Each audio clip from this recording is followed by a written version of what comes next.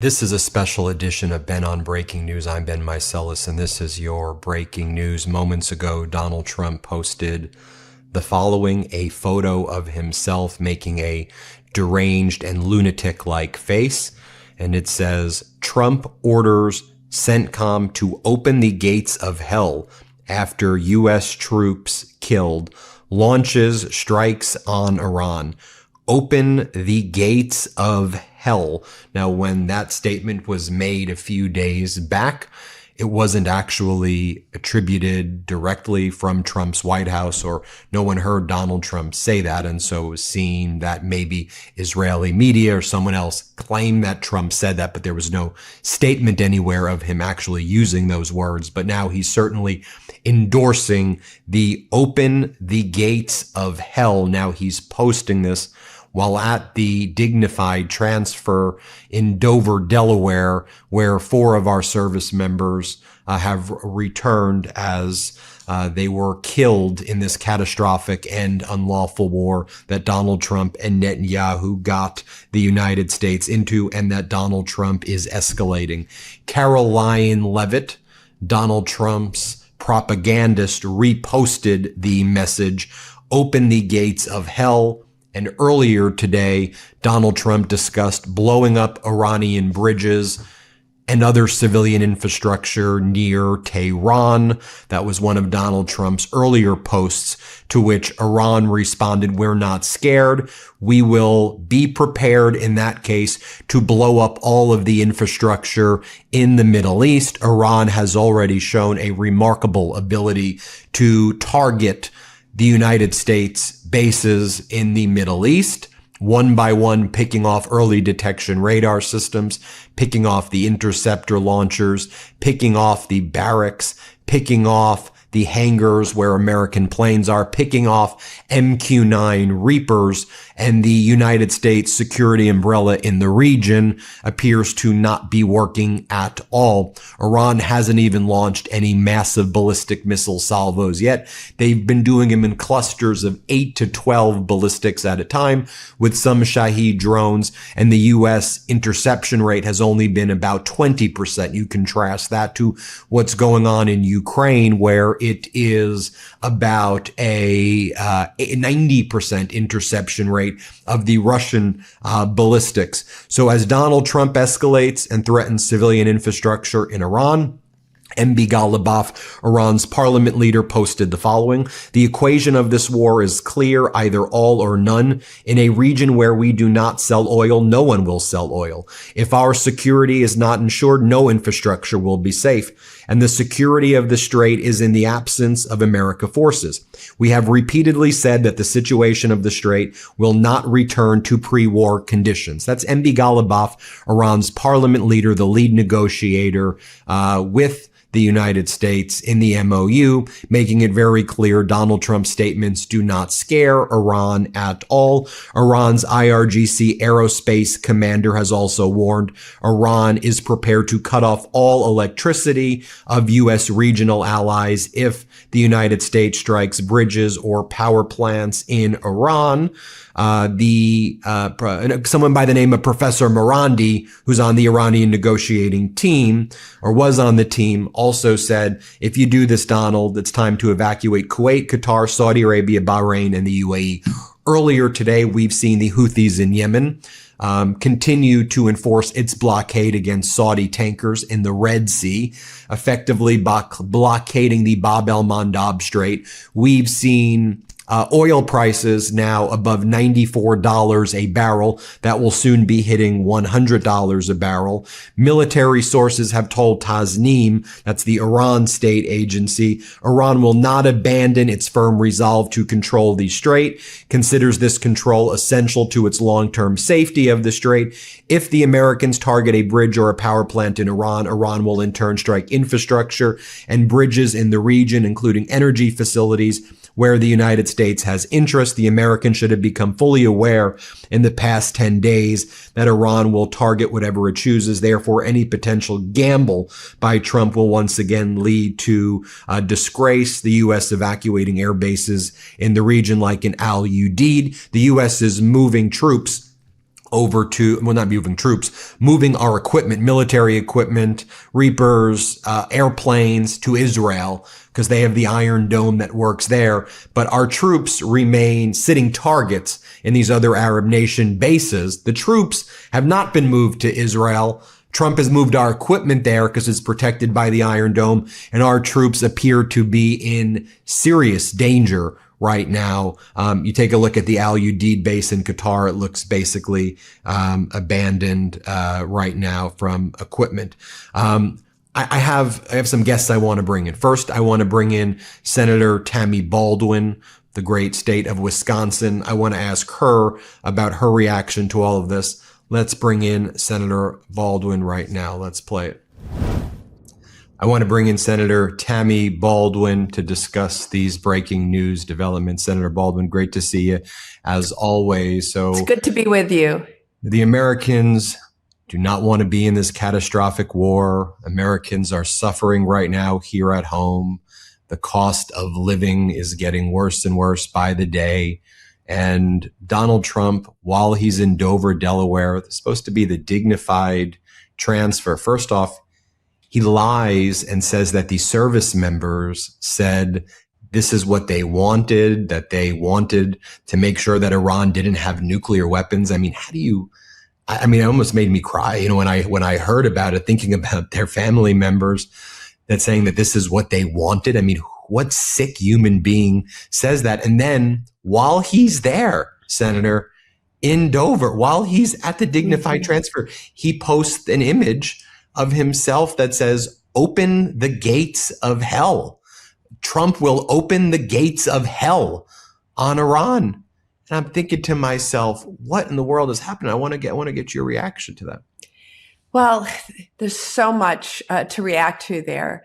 But let's just start with Trump in his first presidency ripped up an agreement that constrained Iran's nuclear ambitions with intrusive international inspections. We had them in check.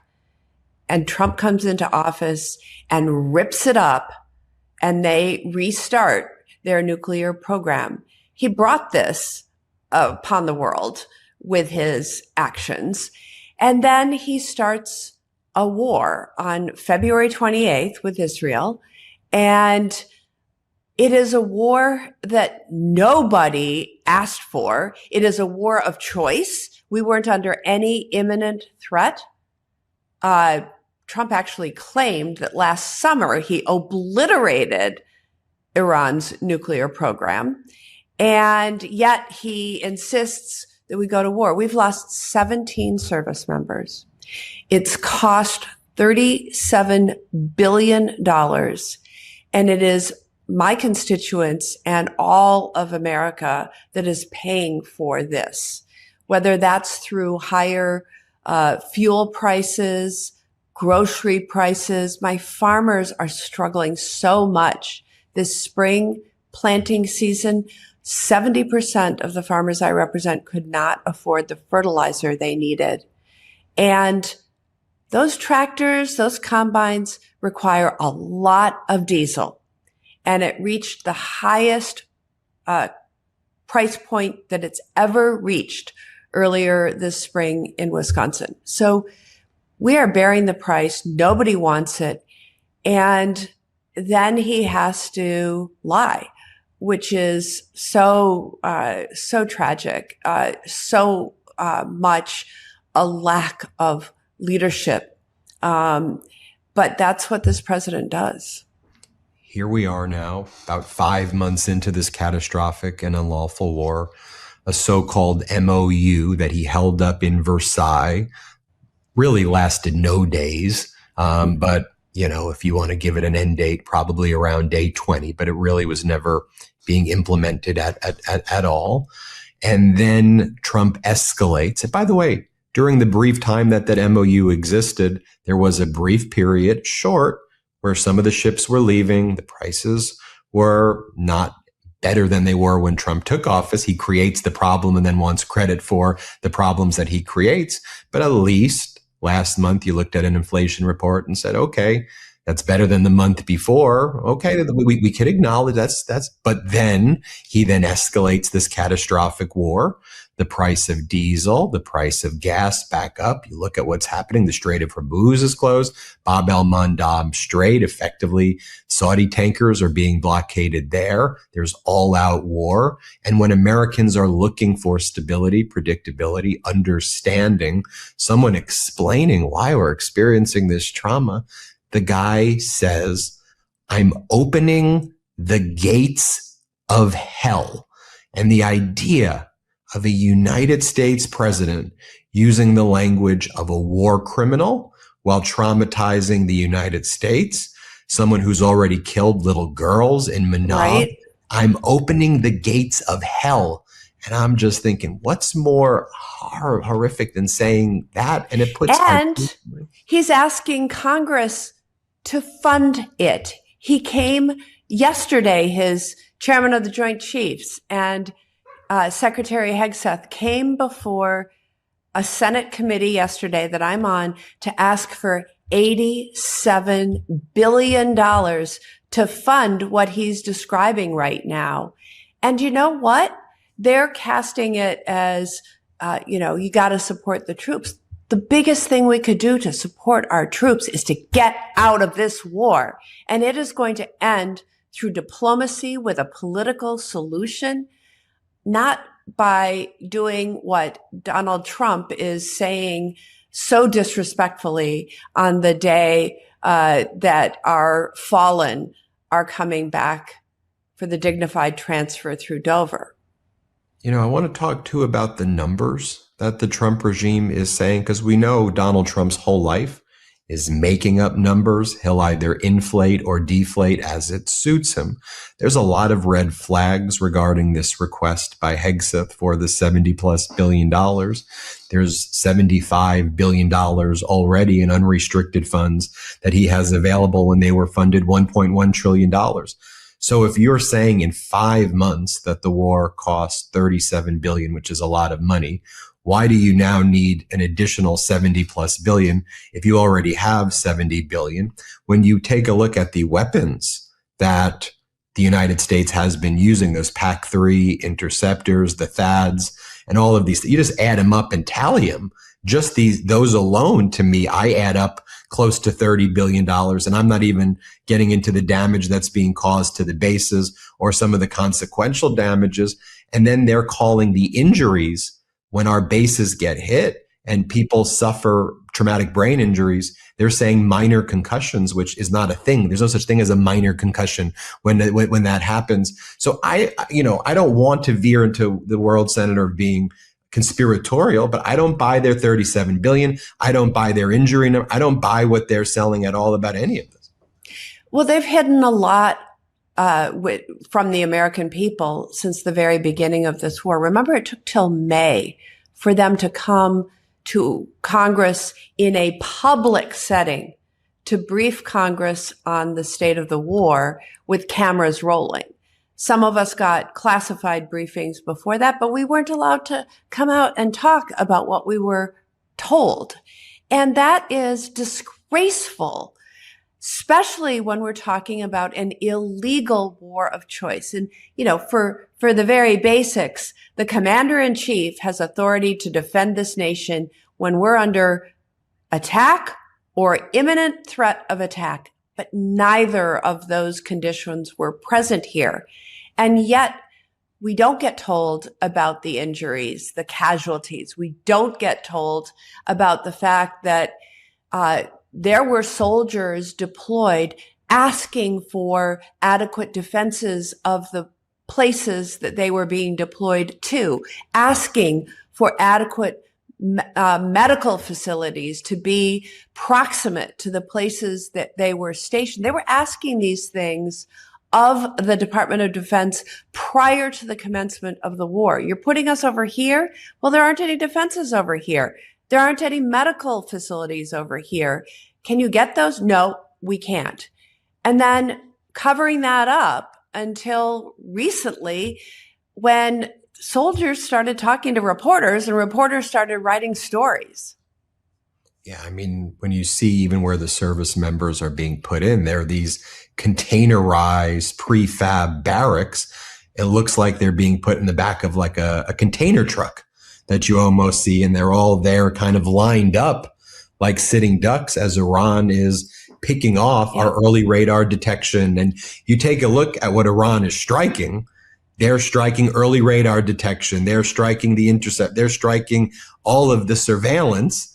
And Donald Trump's out there, so we obliterated their military. But I want to talk about this, though, which is as the U.S. security umbrella in the region has failed everywhere other than Israel. The Iron Dome, that's why Iran's not striking there. The Iron Dome's working over there. But in the other Arab nations where our troops are, where Trump did all of these quid pro quos, that's where we're seeing lots and lots of vulnerabilities. Seems maybe that whole Iron Dome was a broader Iron Dome in these Arab nations further to protect Israel also with the radar systems there. But it seems like now in the art of the deal, I say that sarcastically, Trump now has to make good on some of these quid pro quo. So UAE, you get our semiconductor technology, and yeah, you may give it to China, but we'll give you unrestricted license-free access to the most classified semiconductors. And Saudi Arabia, sorry about that. We know we got you,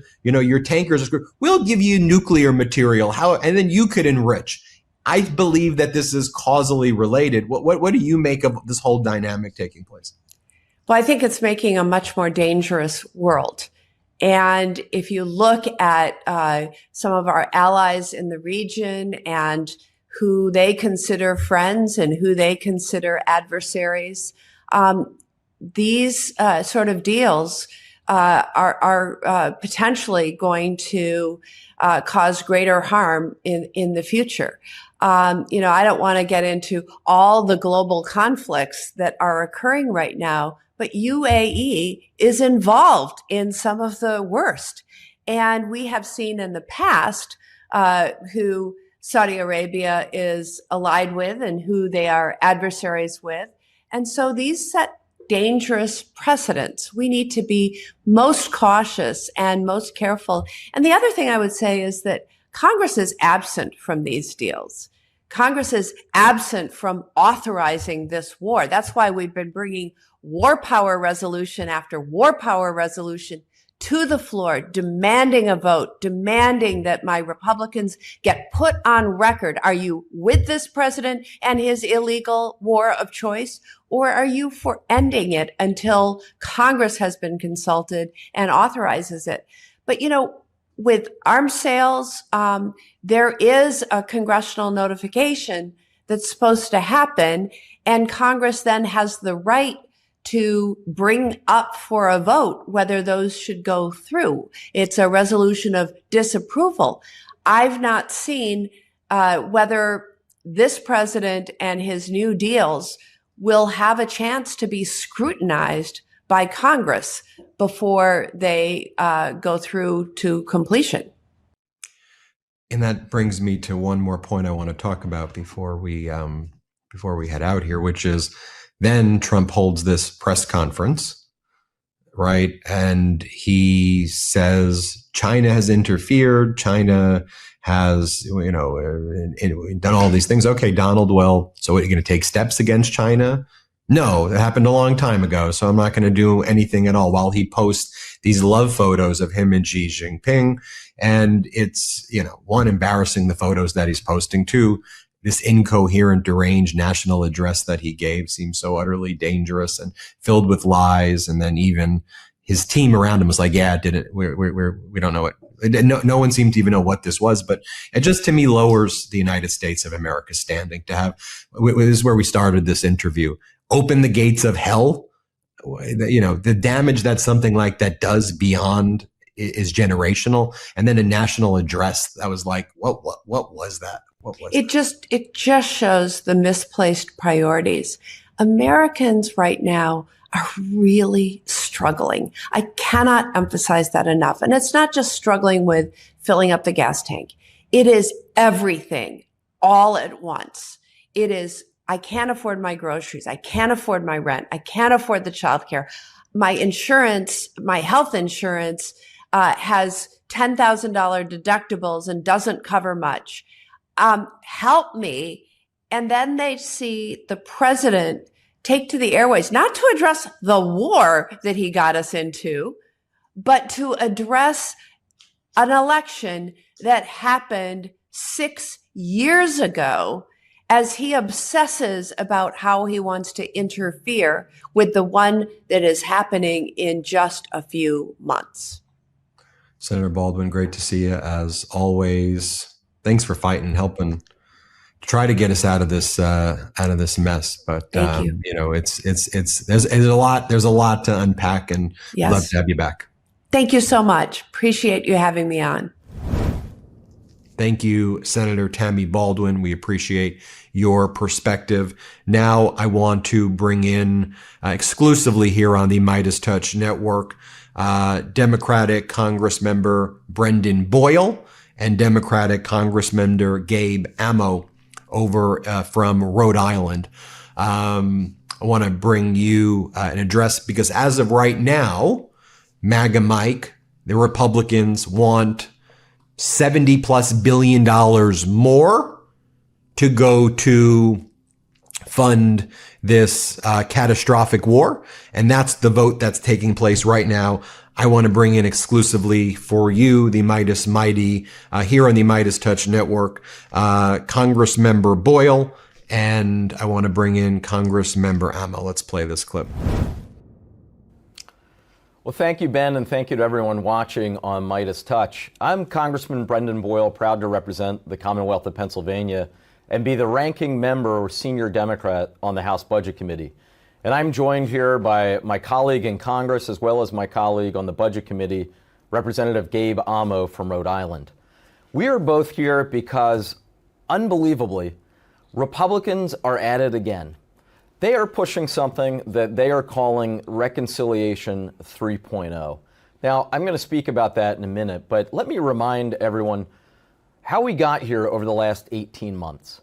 In 2024, Donald Trump campaigned throughout America, especially the battleground states, and indeed more in my home state of Pennsylvania than any other state in the Union. He campaigned more than anything else on his promise, and here are his exact words, "I will lower your costs on day one." What a crock. In 18 months in office, he hasn't lowered costs. He has only raised them. Make no mistake about it. This did not happen by accident. First, it started off with the Trump tariff taxes, which raised costs an average of $1,800 per year for your average family. Then he doubled down on it through what he absurdly called his big, beautiful bill, which really became the big, ugly law for the American people. That's the one they passed a year ago, and Trump signed on the 4th of July from the White House South Lawn. It included more than $5 trillion worth of tax cuts, mostly for billionaires and big corporations. And it was paid for, in part, by the single biggest cuts to health care in American history. As a result of that, at least 15 million Americans will lose their health care coverage as a result of that law. Now, here we are a year after that. Costs are higher than ever because of Trump's policies. And oh, by the way, waging a war in Iran, which has made gas prices go through the roof. And by the way, he has absolutely no idea how to end it or get out of it. And so with all of this, you would think that Republicans would be pushing their latest reconciliation bill with this great plan, this great agenda to bring down costs for the American people. You would think that because you're a logical person. Unfortunately, you would be wrong. Reconciliation 3.0 is 47 pages, 6,560 words. You know how many words in that bill are about affordability or lowering costs? 0. That's right. The Republicans' Reconciliation 3.0 bill doesn't even spend one word about bringing down costs for the American people.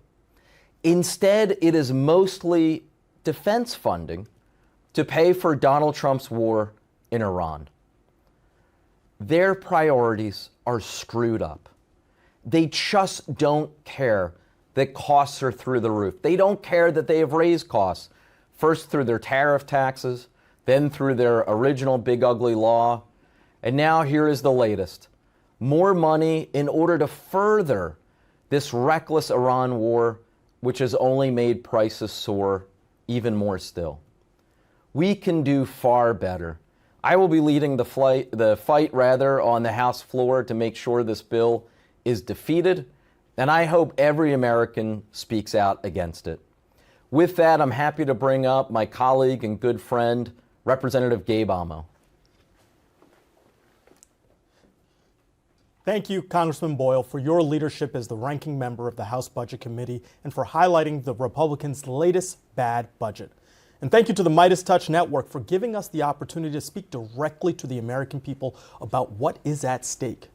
Right now, Republicans are trying to force through another bad budget. They are choosing to do nothing to address the high costs that they've created and instead are choosing to fund Trump's illegal war of choice with Iran. And this is not the first time. Over and over, Republicans have made their priorities clear. More money for war, less money for healthcare and housing costs, and indifference to skyrocketing gas and grocery prices. In their first bad budget, Trump and Republicans chose to slash $1 trillion from our healthcare system, jeopardizing care for millions of Americans, making it harder for thousands of Rhode Islanders to put food on the table, and endow a slush fund for ICE and Border Patrol while giving a tax break to billionaires.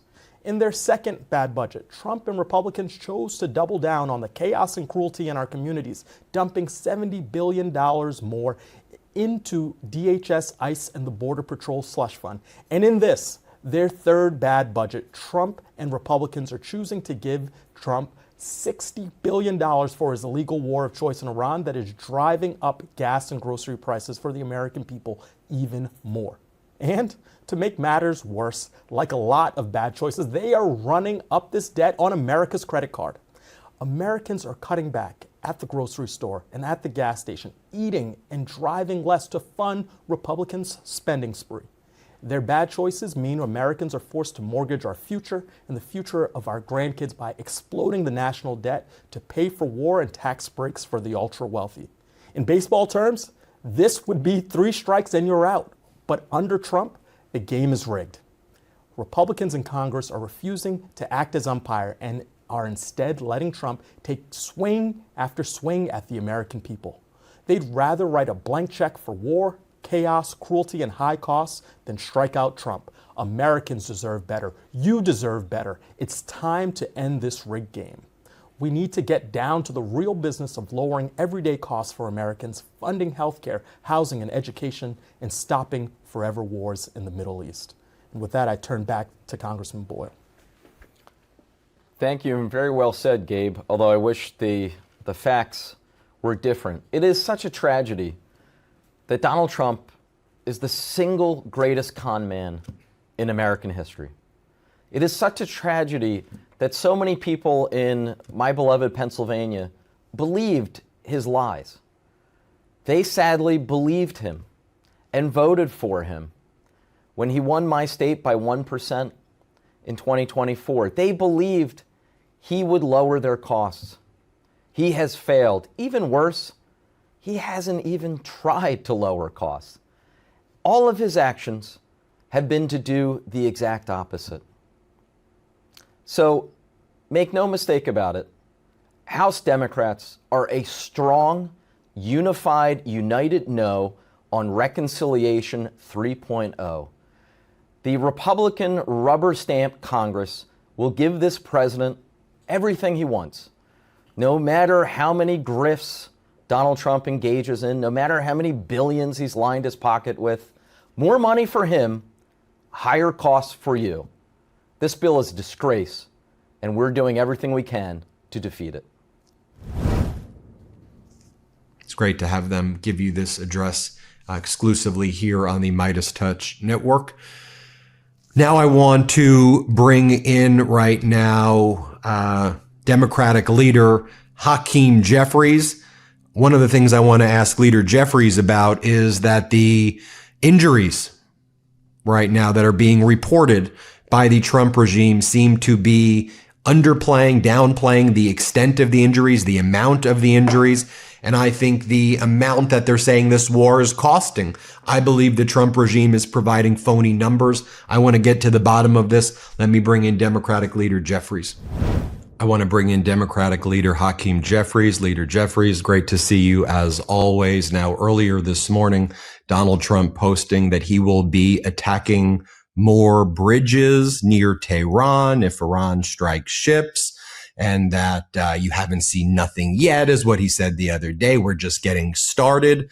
The American people want none of this unlawful and catastrophic war in Iran, but today there is this vote that the MAGA Republicans are pushing where they want over $70 billion more for this unlawful and catastrophic war. I want to get your reaction to what's going on today. Donald Trump is filled with bluster. He's bluffing. And the reality is this whole entire adventure has been a major blunder for the American people.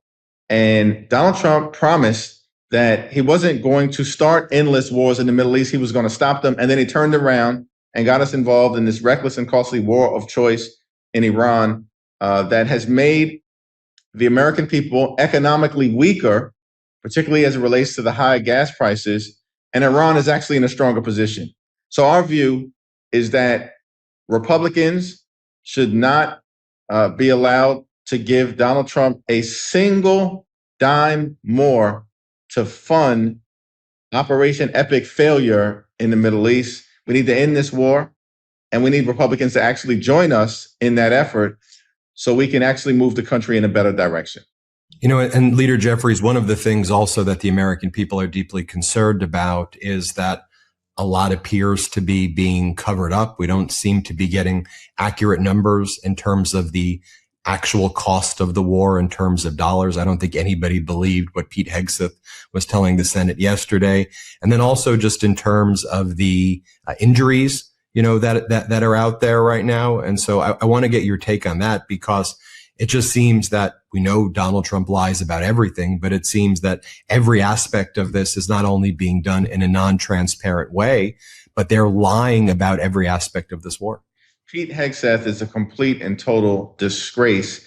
He came to Capitol Hill and I believe lied under oath with respect to the actual cost of the war. Now, he claimed that we've spent about $35 billion. That's $35 billion too much, even if that was true.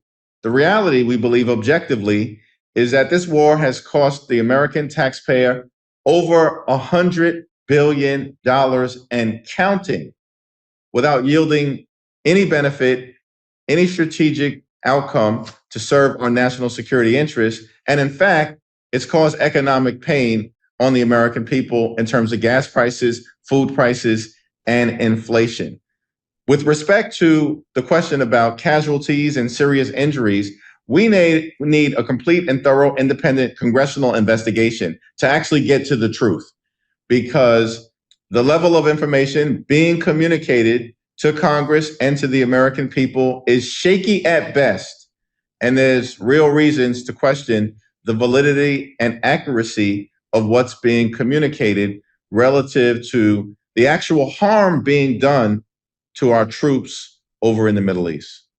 I'll give you one example that I want to get your reaction to. Even if you just accept the statements being made by Trump and his regime right now, where they'll say that a lot of these injuries that have taken place recently in Jordan and in some of our other bases, they say are non-serious, minor concussions resulting from Iranian Shahid drones or ballistic missiles. Minor concussions, even in and of itself, seems to me to be contradictory. A concussion is a serious thing. And when there is a Shahid drone or a ballistic missile that is smashing into and blowing up one of these containerized barracks, a concussion caused by that to me, raises deep concerns of traumatic brain injury, which is not minor. Now, I believe the cover up by the Trump regime goes beyond that, but let's just even take that issue right there alone. A minor concussion is what they're saying are these injuries. What's your reaction to when they say these are minor concussions? It's a nonsensical statement and claim that's being made by Donald Trump and his administration. There is no such thing as a minor concussion, particularly when it results from a serious drone or missile attack in a theater of war. And concussions are incredibly serious in and of themselves, and of course can lead to serious and traumatic brain injury that can have lifelong consequences. And the fact that these injuries are being dismissed is consistent with the arrogance that we've seen from Donald Trump and Pete Hegseth connected to this reckless war of choice in Iran from the very beginning. Let's recall that it was Donald Trump who bombed Iran last year and said that Iran's nuclear program has been completely and totally obliterated, but then launches this war this year because it's clear that their nuclear program has not been completely and totally obliterated. They've been lying to the American people from the very beginning, but now they are breaking a sacred trust by apparently lying to the American people about the injuries being experienced by our patriotic, heroic service men and women in the Middle East. Look, I think that when it comes to patriotic Americans, we always want to make sure our military is adequately funded, but this military got previously over $1 trillion, and there's already $75 billion that apparently remain in these kind of unrestricted funds that they already have currently in their disposal. We know that they've ran through all of this money. We don't want the money to be spent on catastrophic and unlawful wars. Let me be very clear, about that as well. But they've run through this money. Trump has handled the Defense Department like he has Trump businesses. He gave it a new name and then he bankrupted it. And now they're coming back they want more money for a war that no American wants to be, involved in. It just seems like, part of this ongoing kind of Trump can't run things. They can't even run it efficiently. Now they want more of our money and it's just pissing people off. Trump can't organize a 2-car parade if he tried.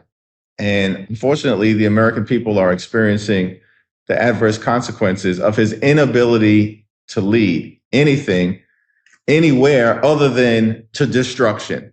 And that, of course, is what's happening. House and Senate Democrats are united. We're not going to give this Trump war machine a dime to continue to waste in this reckless and costly failed war of choice in Iran.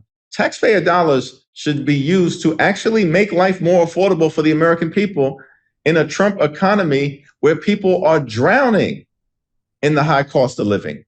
And Donald Trump promised to address this issue on day one, but costs haven't gone down, costs have gone up because of failed policies being jammed down our throats by Donald Trump and Republicans, including this war and including the Trump tariffs, which have actually cost the American people thousands of additional dollars in expense per year.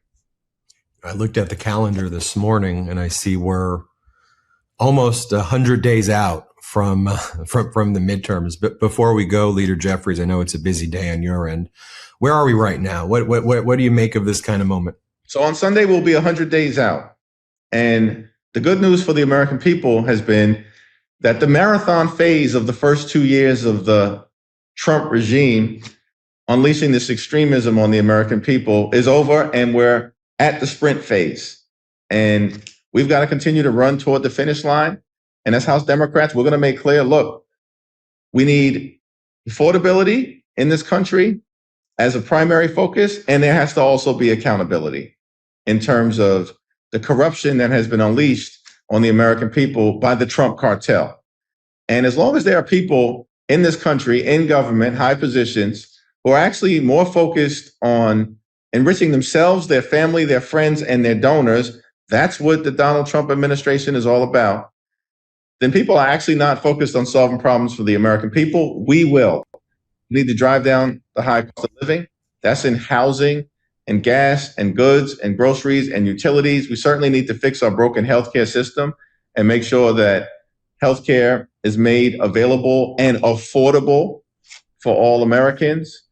And we actually have to change direction and hold some of these wrongdoers accountable for ripping off the American people as opposed to making their life better. Leader Jeffries, thanks for your time. We appreciate you. Thanks, Ben. Everybody hit subscribe. Let's get to 7 million subscribers. Hey, if you want the full story, how democracy got here and how we take it back, pre-order our new book, WTF America, today. Just scan the QR code or click the link in the description. Let's do this.